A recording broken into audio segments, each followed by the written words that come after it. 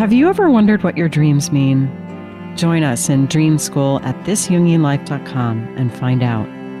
Jung wrote, "Dreams are a little hidden door in the innermost and most secret recesses of the soul." Dream School is a unique, self-paced online program you can start at any time that unlocks access to your inner world.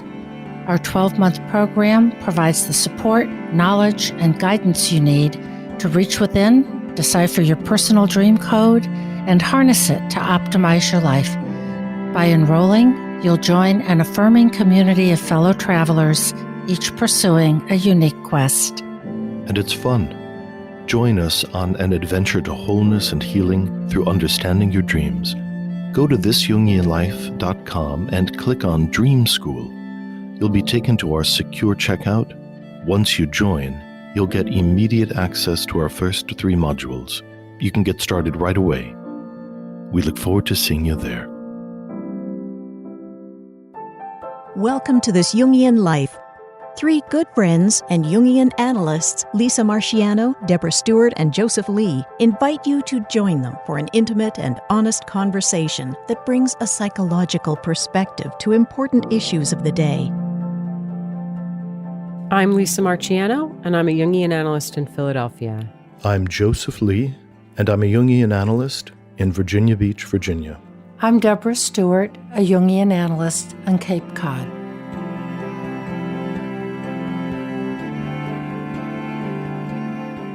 Today's episode on the archetype of the phoenix is dedicated in memoriam to psychologist Claudia Zacharias Nee Gish, who was a beloved 30-year member of the Houston Jung Center. Our thoughts are with her daughter Sarah and her dear friend Ember. We will imagine you enjoying Claudia's favorite chocolate cake together as we explore today's episode. Perhaps very appropriately, today's episode is going to deal with the symbol of the phoenix. The phoenix is a legendary bird from ancient folklore, sometimes Greek folklore, sometimes Egyptian folklore, sometimes Arabian folklore, that's associated with the sun. And the phoenix is periodically reborn, regenerated. It dies and then is regenerated from its own ashes or the ashes of its predecessor. So it has to do with renewal and rebirth, sun, time, metamorphosis, and resurrection. Now, only one phoenix lived at a time, and it lived in paradise. And it was very, very long-lived. It lived at least 500 years, and sometimes it lived as long as 1,400 years. It was all the colors of fire, and if you look on Wikipedia or just Google the phoenix, you'll see some beautiful artistic renderings of the phoenix in red and orange and purple and gold. So it's a very sort of magically rendered symbol. The phoenix knows when it's time to die, and it builds its own funeral pyre, and then it lights it with one clap of its wings. And after 3 days, it rises gloriously from its ashes and flies away. It has embalmed its ashes in a special egg of myrrh, and it flies to the city of the sun, Heliopolis, where it deposits the egg on the altar of the sun god. Now, the phoenix is related worldwide to a lot of other legends, to the Russian firebird, the Native American thunderbird, the Chinese feng wang, and the Japanese ho-oh. This is really a very magical symbol that we're dealing with today. Well, it strikes me that we, right off the bat here, that we have to acknowledge a bit of a synchronicity, because we chose this topic based upon this request that we had from a listener and slotted it in for our recording today. And then while we were discussing it, we recognized that it will be airing on the Thursday before Good Friday. So we have at its heart of the Christian culture is the myth of the death and resurrection of Jesus Christ, which is, of course, really related to this image of the phoenix. So we're in the realm of death and rebirth. And death and rebirth that involves a kind of sacrifice or willful surrendering. The phoenix, I think, as you had mentioned, Deb, builds its own funeral pyre. Unlike a number of other more tragic ways that mystical things sometimes pass away, the phoenix has a wisdom about its own decline, its need to let go of everything and to submit to an extraordinary process with the confidence that it will be reborn. Which, again, we see in the Christian myth, don't we? That's what I was thinking. And also, I think perhaps in some of the most impressive psychological transformations, when people don't wait until life has set their situation on fire, but actually they can see that how they have lived, how they have thought is going to create tumult, is going to create a kind of disaster, then they willfully go into a transformation process.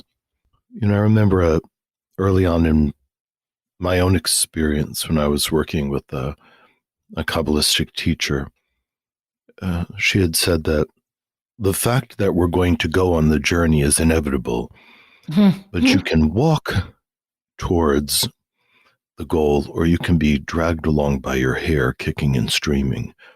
But taking the journey is not an option. It's really, I'm taking in how important and profound it is to be able to accept one's own decline here, as the phoenix does, and to go willingly to build the nest, or perhaps to go into retirement after a long career in a very meaningful job, or to go into assisted living and leave a home that one may have lived in for many years. It's filled with all kinds of memories, history, space, and comfort, and to accept what looks like a diminishment. I think of clients similarly who chose to go to rehab before they'd lost their careers or their marriage. Mm-hmm. Or in some ways, many individuals come into analysis as compared to coming into a cognitive behavioral work, seeking either on a conscious or unconscious level, a radical transformation. And that's another kind of fiery transformation that someone hopes to rise from the ashes. Yeah, there's a submission.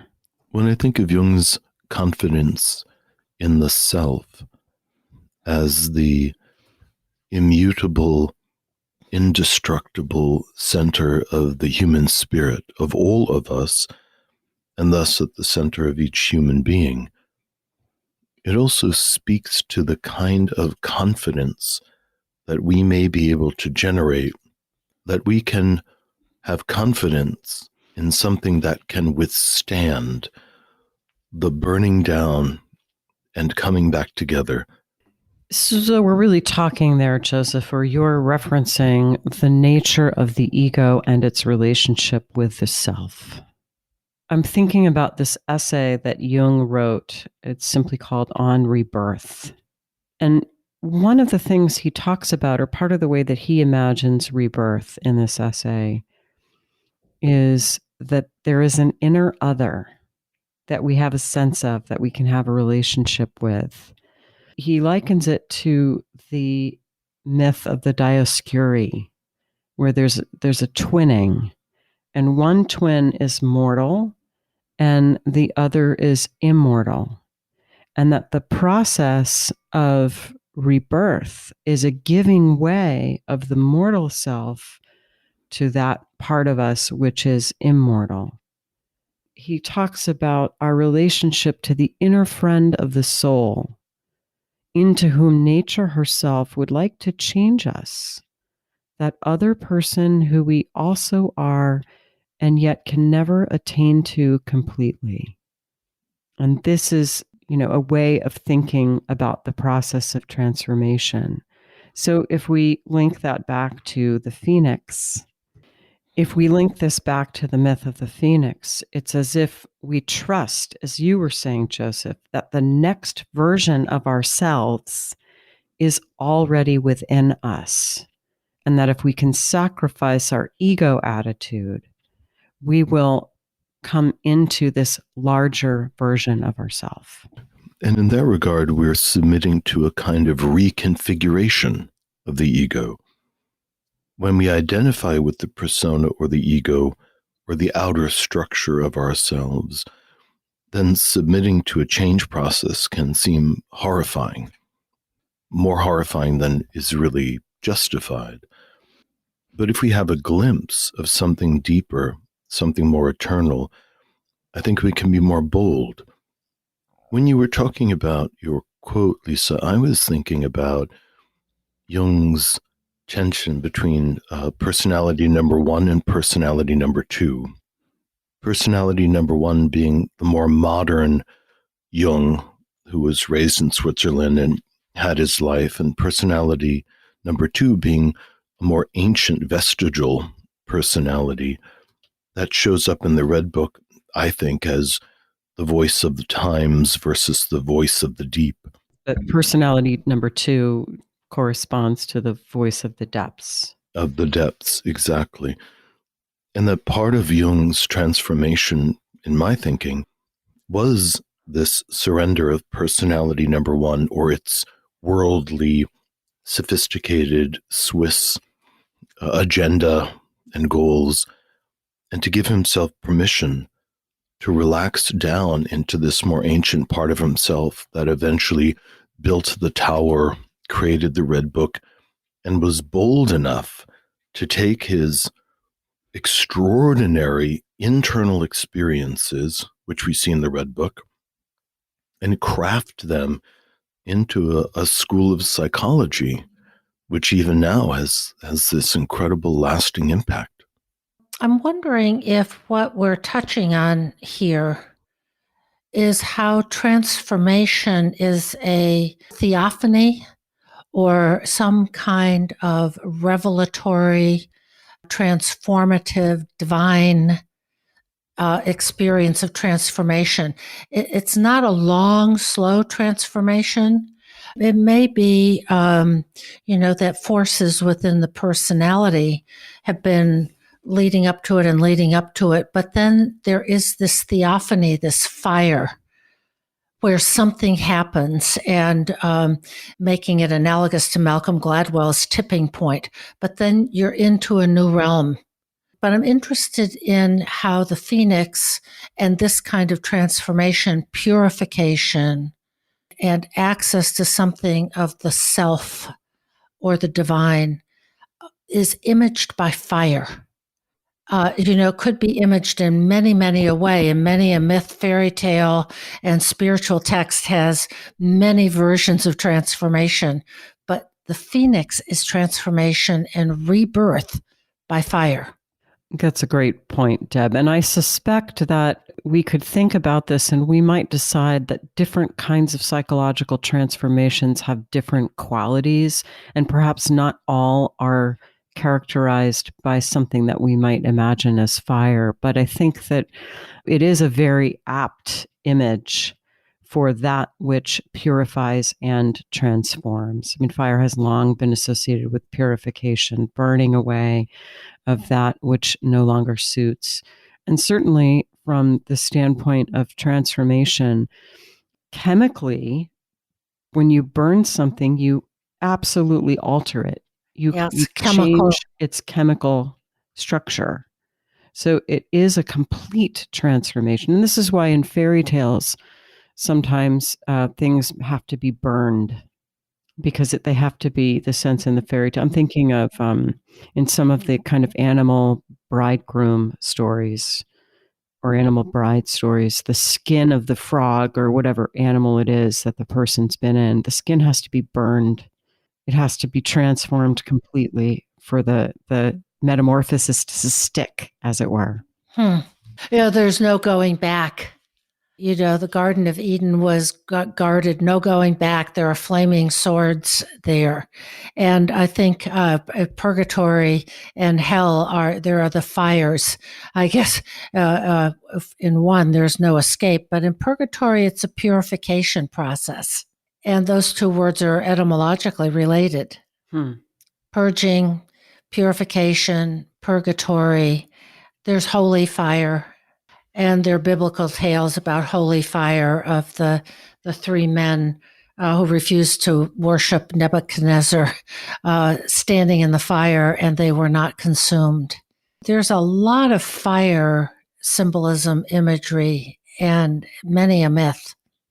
So there's something so profound and universal and lofty about the idea of a creature that can choose to reduce itself purely to ash.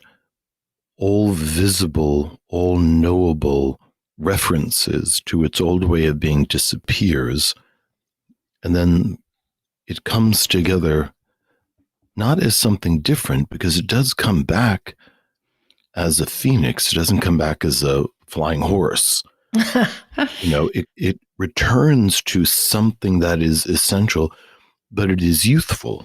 It's been renewed. So there's something about being drenched in redness that leads to youthfulness and renewing. And when we think even of, things that are young, babies are pink, all kinds of things that are new are flushed and blushed. If our hands and toes are healthy, they glow pink, our faces turn red. When we're agitated, that the reddening of something connotes an incredible transference of life and life force. Yeah. And that takes me into the alchemical realm of the rubedo, of that going through the negredo of depression and darkness and death, mortificatio, all of those things, then is succeeded by the whiteness of the albedo, which might be likened to the ash, the white ash that is left after the fire has burned. And then finally, the return of life, the reddening, the rubedo. Yes, so the phoenix does seem to be going through an alchemical transformation.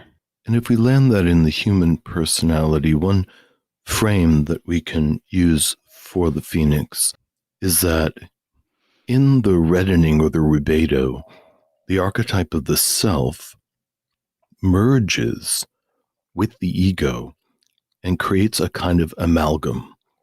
Another way of saying it is that Sol and Luna have finally blended, and this new creature, filled with red blood and life, struggles towards manifesting itself, a kind of wholeness.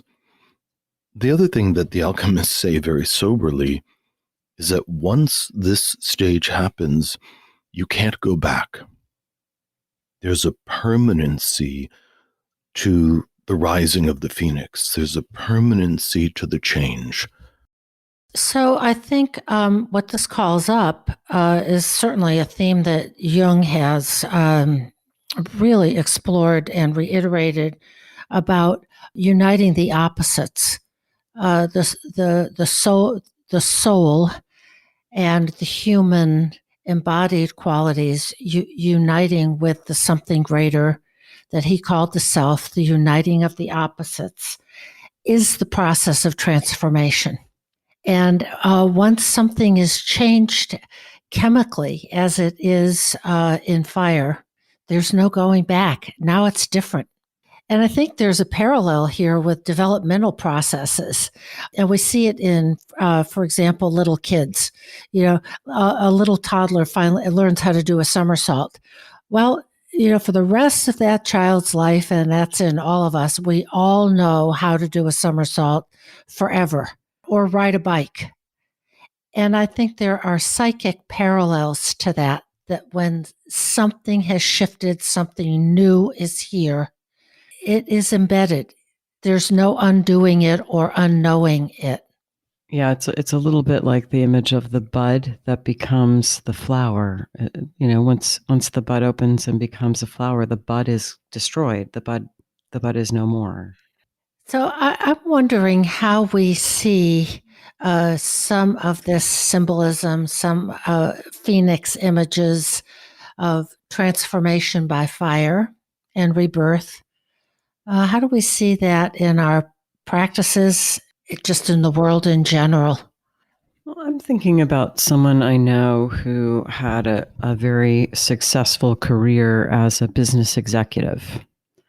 And, he spent his life working in corporate America and, various high level jobs and, traveled the world as a result, retired. And then his wife got dementia. And he very willingly threw himself into her care and sacrificed himself in some sense in service to his love for her, and took just sort of exquisite care of her for, gosh, it was at least a decade. And, had to give up certain things, because it got to the point where, she couldn't really be left alone. And so, some of his interests that he pursued, he had to let those go. But he always did it willingly. And so at the same time that this was a kind of self-immolation, as you will, it was a kind of self-sacrifice, it also resulted in the deepening and broadening of the personality, because it was such a profound act of deep love to care for her in this way. I think he realized aspects of his personality that he would never have in any other way if he hadn't had that experience. That's really a very beautiful example of that kind of purification and being willing to endure and enter those sort of purifying fires of sacrifice. So I will sacrifice where I want to go, what I would like to do, my dream of what these so-called golden years could be like, in order to care for his partner, for his wife. It brings in sacrifice.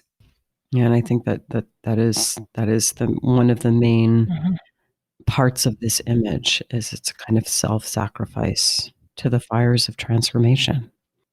It reminds me a little bit of Jung's admonition that we cannot individuate alone on a mountaintop, that it's in the fire of relationships and in the fire of love that we are shaped and reshaped, that the parts we could not imagine submitting to change become something that we gladly submit to a suffering when it is sanctified by that deep, caring love for another person.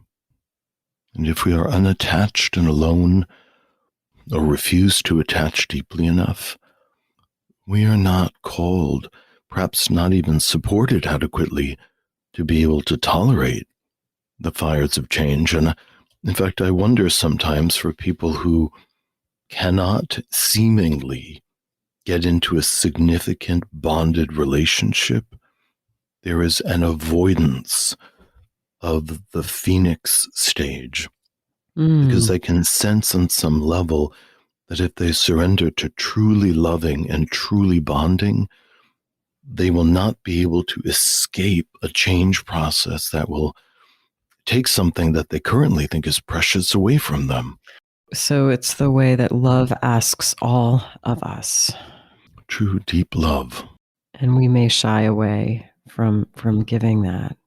It seems to me, Joseph, the way you just described it, that what we're talking about in this particular psychology of this image is pretty much the opposite of puer psychology that we discussed in another episode.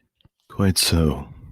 I'm also thinking about the transformative or potential transformative effects of other fires of emotion.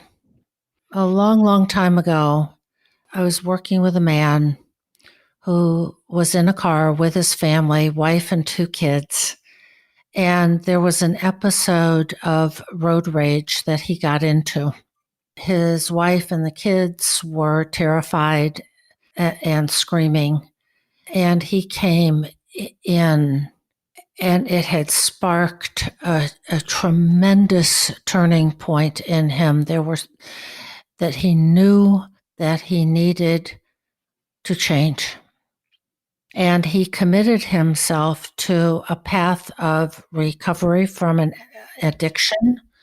He committed himself to the spiritual path that AA can offer.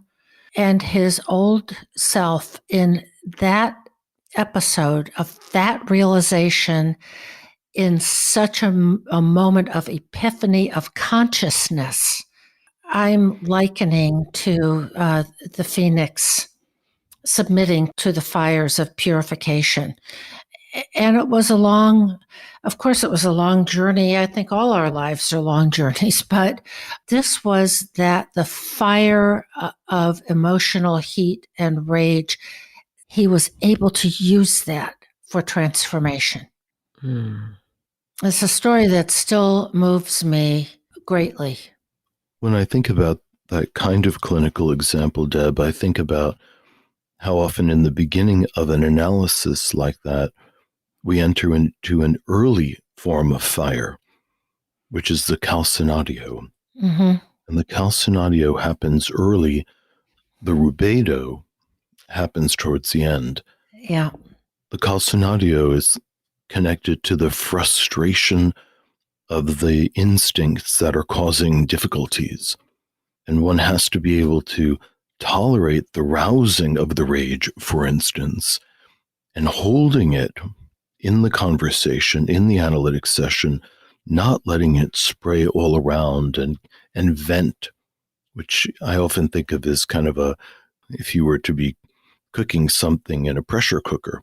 I mean, if you keep opening it up and looking inside, there's a certain kind of cooking that doesn't happen, that the pressure cooker has to get darn hot in order for something to even begin a change process. So the early fire begins to boil down and break down the various parts.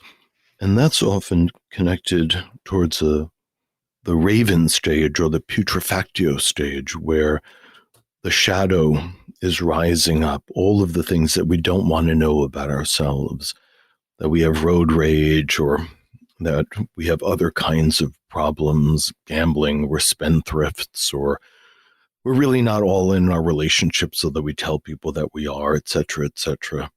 And all of that begins to boil in the beginning. It's also the test of the beginning of analysis. Unlike other kinds of therapies that kind of pet you on the head, analysis is confrontive often in the beginning, and it brings up a kind of heat to bear oneself before the albedo, the citronatio, and the rubedo stages can then come forward until the rebirth can actually happen.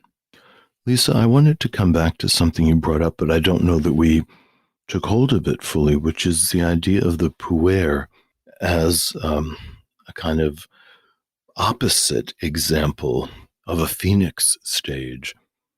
And I'm wondering if you have more thoughts about that.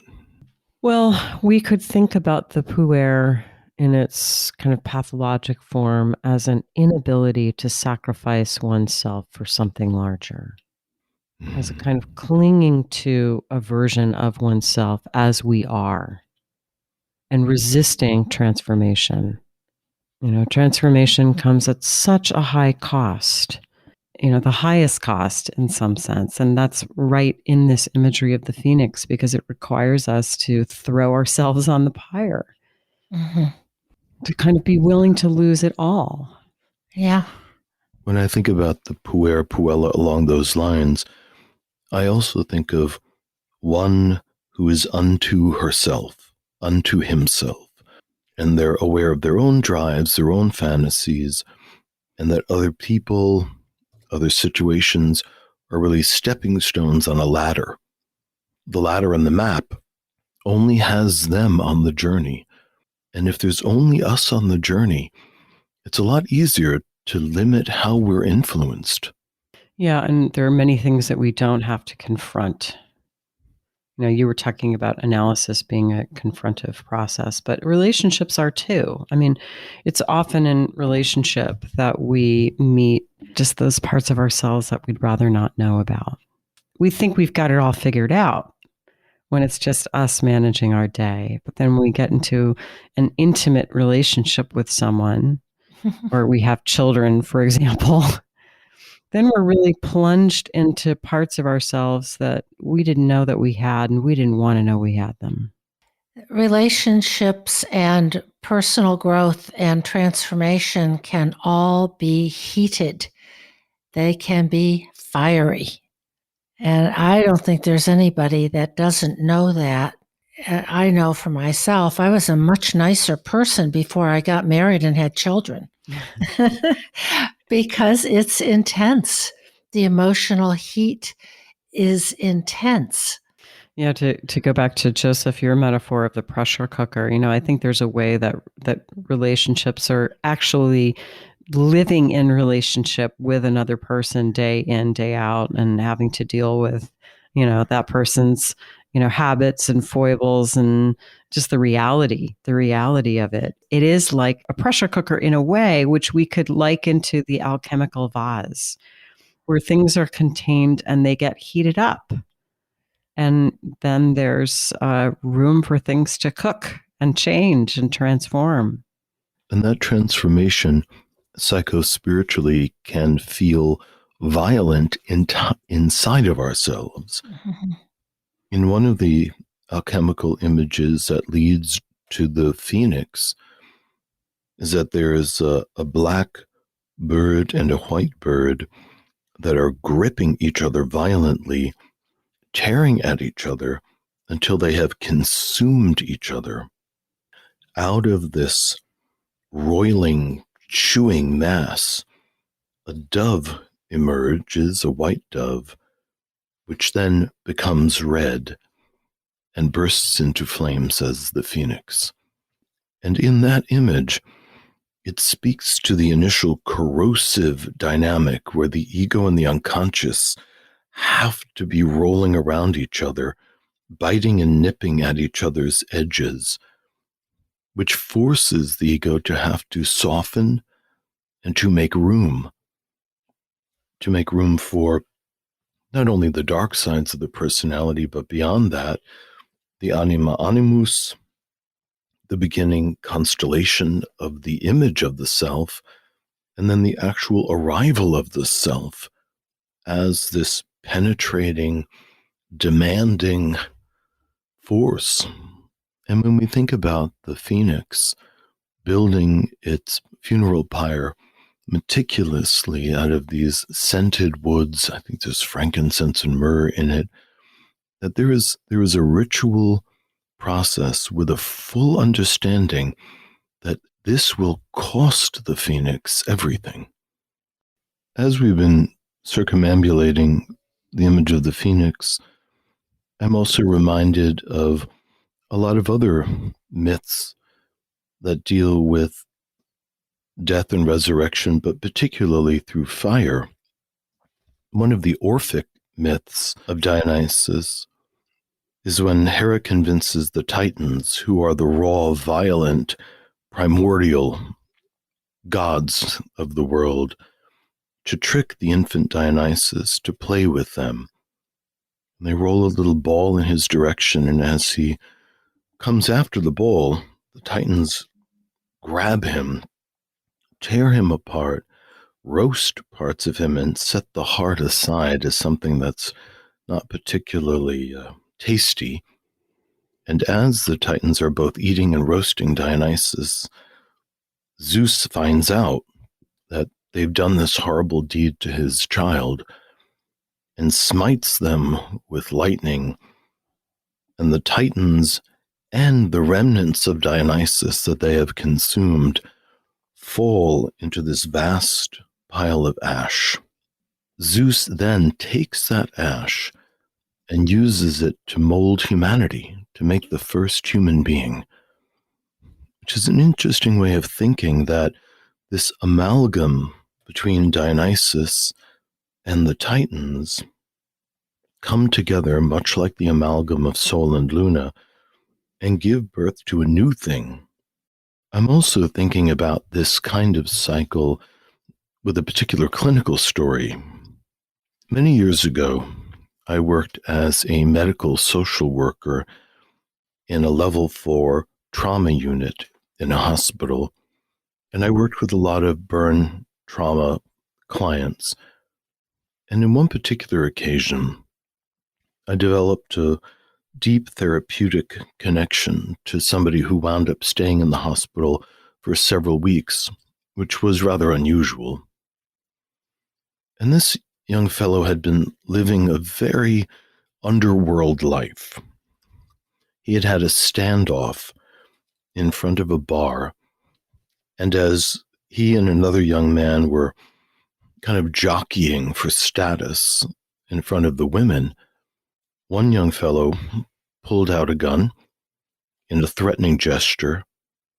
The man who turned out to be my client pulled out a gun to match that aggression, and the other fellow shot him in the belly and shattered his lumbar spine. And he wound up in the hospital for a very long time. One of the things that was difficult in the healing process is that his abdomen, which had been so eviscerated by the shot, took a very long time to heal. A lot of times when we're wounded, doctors can stitch things together from the surface, and then beneath, in a rather hidden way, the body mysteriously recoagulates itself. But in this case, for reasons that no one understood, his body would not allow that to happen. And so, as he remained in the hospital, his abdomen remained open, and they would remove packing every day or so with this confidence that the wound would heal from the inside out. This afforded me the opportunity to work with him over a greater length of time. And one of the things that I observed is that in the annihilating fire of this tragedy, this very hardened, traumatized fellow, young man, experienced a total breaking down of his ego and his ego defenses. It was as if he had been subjected to an overwhelming fire, and the structure of the personality had become a kind of ash.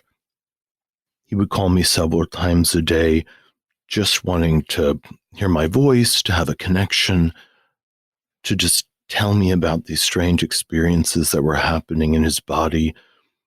He had lost functioning of the lower half of his body. But I remember one occasion when I came in and was just talking to him about how he was doing, what he thought about things. Often, rather, his torso would begin to quake, and he would look at me with this tremendous sense of alarm and mystery, and he would say, Joe, what's going on? And I would say, I think you're having a feeling. And he was astounded that feelings of that depth, of that power, that could quake his entire body were possible. It's a long, powerful story in my life, but the resurrecting moments towards the end, one of them was being there when he was reintroduced to his 1-year-old child whom he had not seen. The mother of the child and he had not known each other well, and he was not introduced to the child. But in the midst of this tragedy, he and family members began to reach out. And I remember him in the bed with this small child who was just exploring his face and talking to him. And he looked up to me and he said, I just didn't know that I could love anything this much. And to me, that was the birth of the phoenix. Isn't that a really powerful story? And it goes to the power of love. And we've touched on it earlier in the podcast. You mentioned it, Lisa, too. Isn't that what gets reborn? Or born perhaps for the first time, as in your patient, Joseph, of the fires of love. The phoenix is always imaged as an absolutely magical, gorgeous bird. When it appears in mythology, it's auspicious. There's no two-sidedness about this. Phoenix is a good thing. And I'm thinking too about how it is imaged in popular culture recently. It's been in a couple of things. There's the rebirth of Khaleesi in Game of Thrones, where the funeral pyre does not burn her and the dragon eggs hatch. And it's just a great moment in cinematography of the purifying, transformative effect of power and the ego that can withstand the fires. And then in one of the Hunger Games series, Katniss has a dress that when she twirls, it's the flames.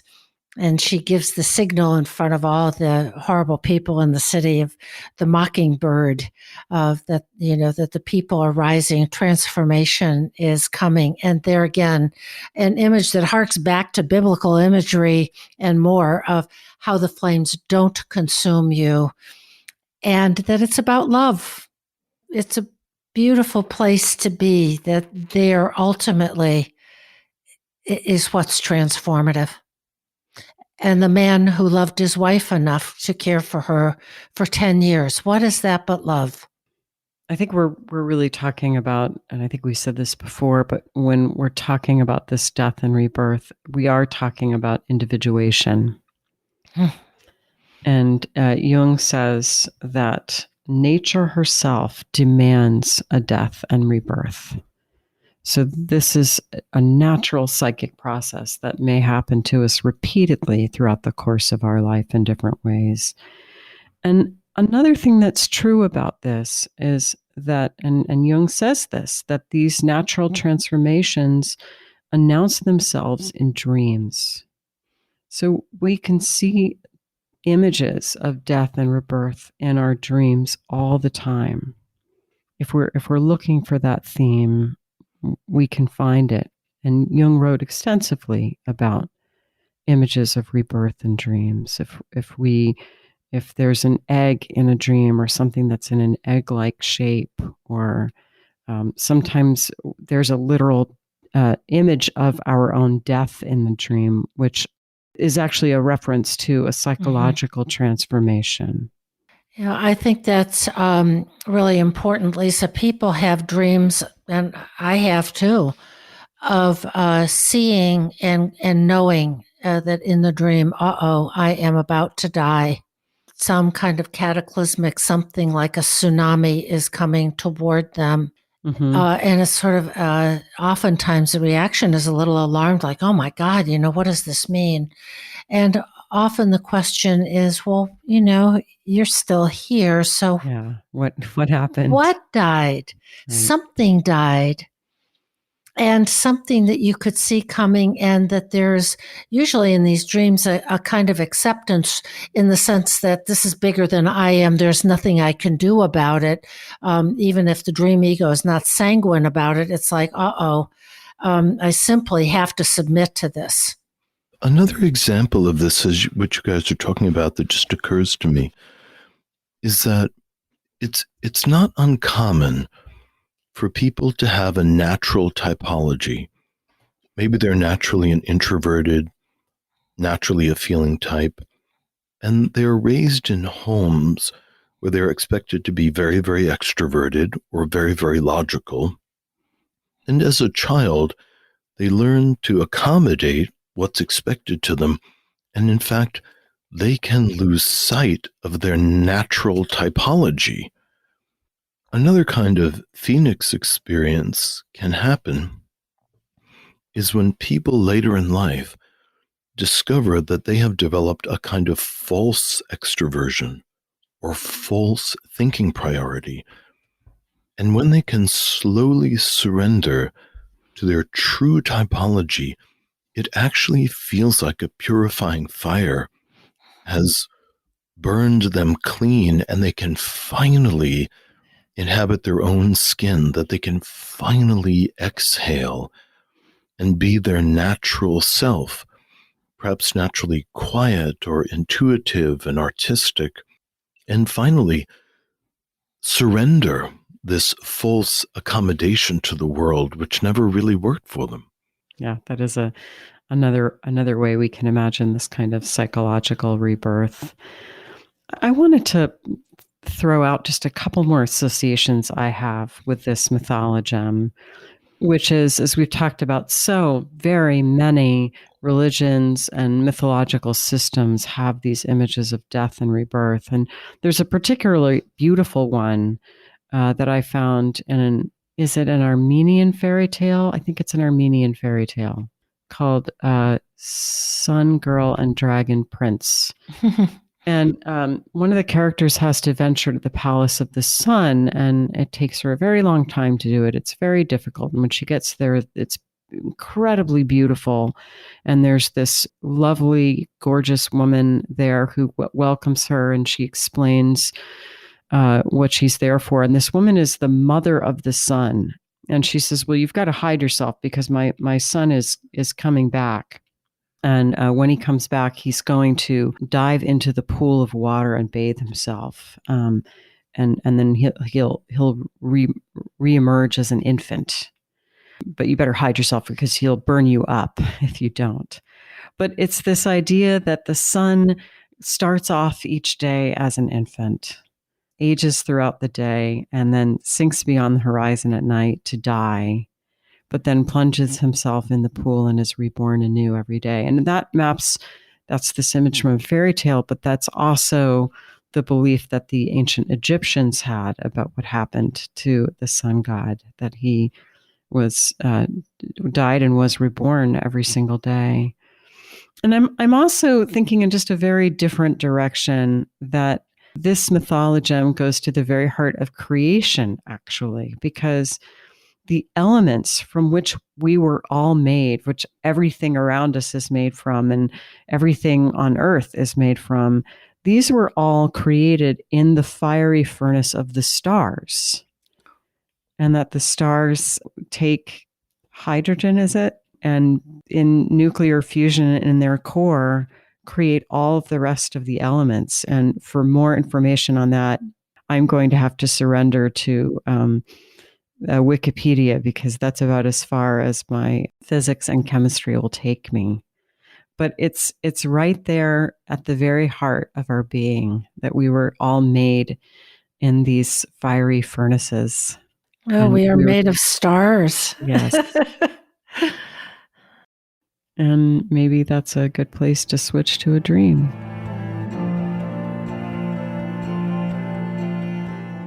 Hi, this is Deb from This Jungian Life podcast. Joseph, Lisa, and I have been deeply moved by your response to our work, but producing, editing, and distributing it involves substantial expenses, and now we need your help. Please stop by our website, thisjungianlife.com, and click on the heading Be Our Patron. You'll be redirected to our Patreon funding page. Patreon helps creators connect with people who believe in projects like ours. There, you can sign up with your credit card to support us for as little as $1 a month. And at higher levels of support, we'll provide special episodes, behind-the-scenes photos and stories, and a chance to join a select pool of listeners for dream interpretations. Once again, please go to thisjungianlife.com and click on Be Our Patron. Thank you.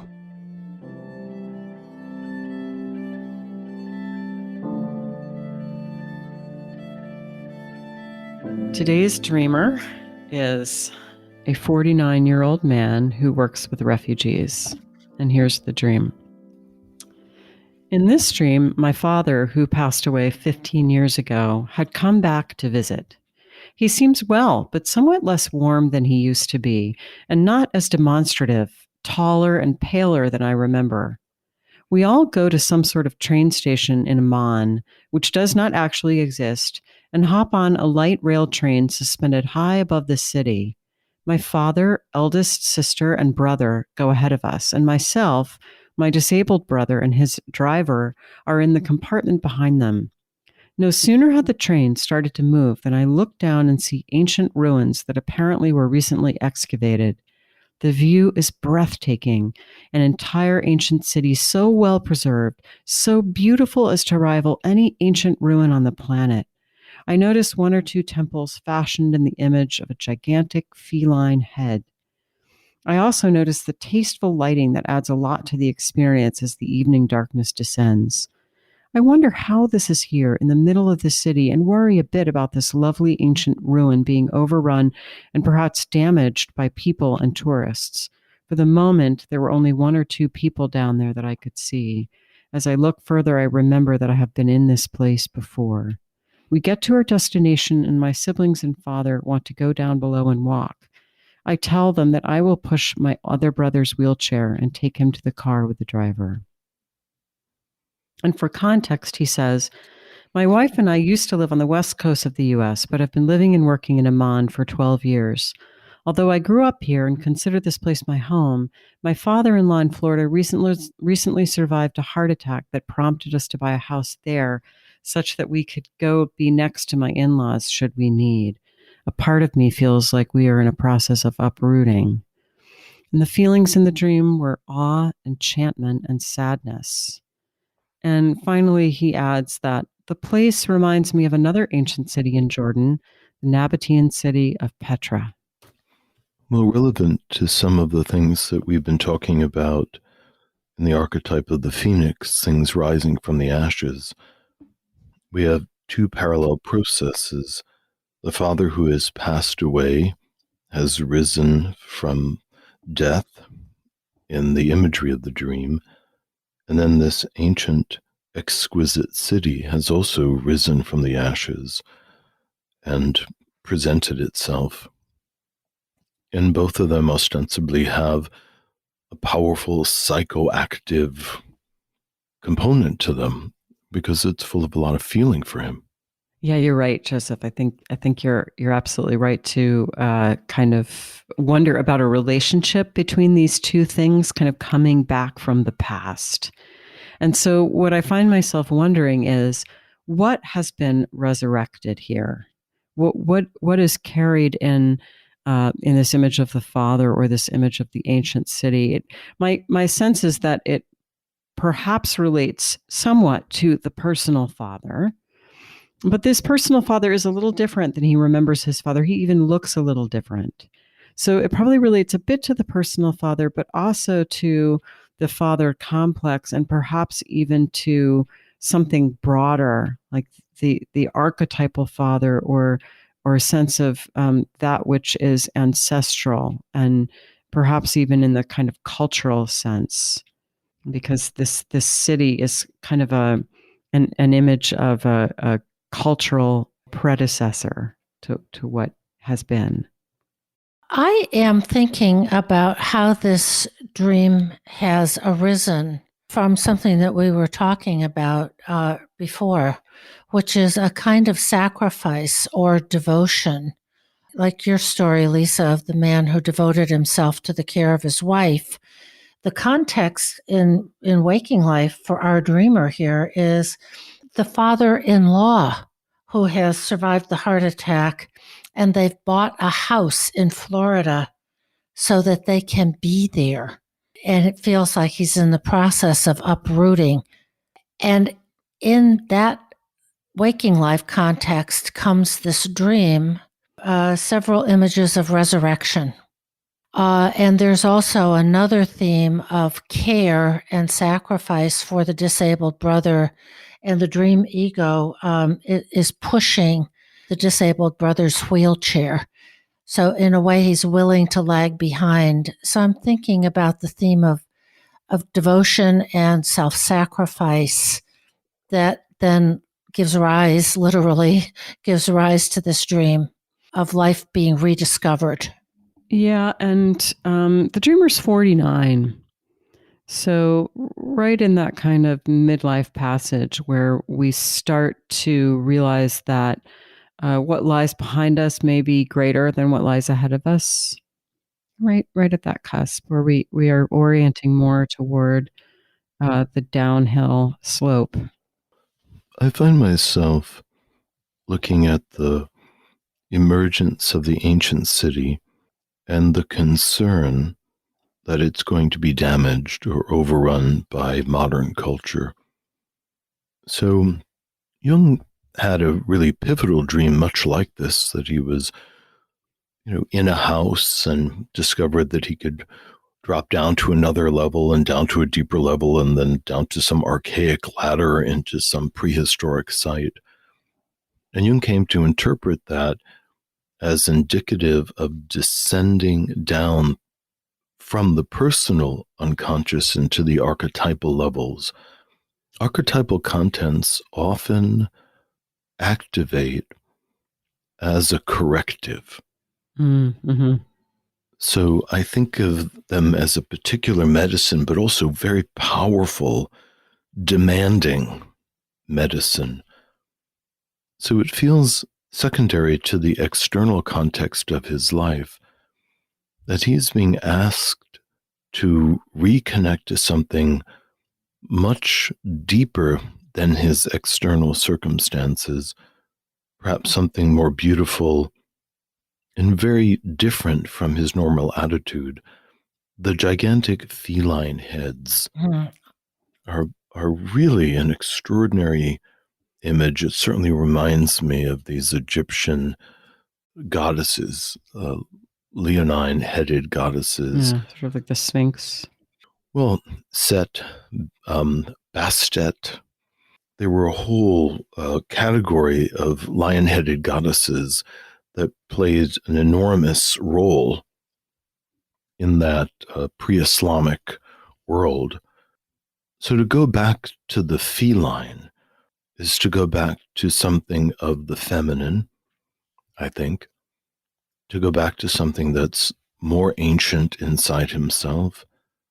Somehow that may be required in order for him to access the parts of his shadow, which are outpictured, I think, in the disabled brother, and also to give him the kind of grounding he may need to be restored to a family situation that involves another wounded and perhaps declining father figure.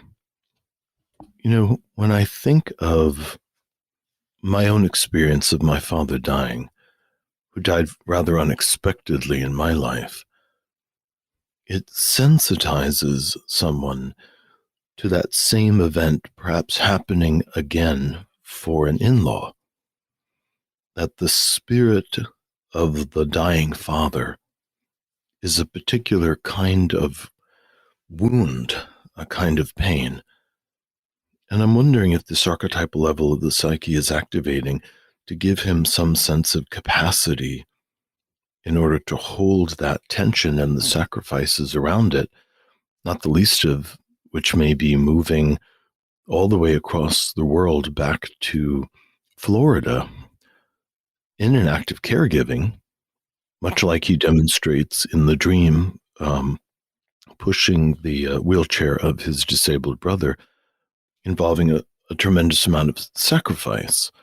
And what does he need in his psyche to bear that?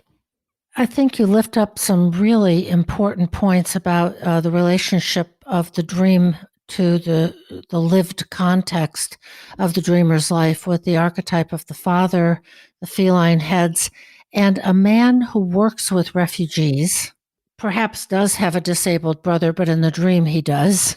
And he is the one that volunteers to go more slowly and stay behind, pushing his brother in the wheelchair, and then the care of the father-in-law. There is a confirmation here from the dream maker about, if all this, then you will find yourself in an ancient city with a temple in it that has these two feline heads. I think there is some hint here of something deeper, wiser, and elements of the self. I was going to say that the city can be an image of the self. Mm-hmm.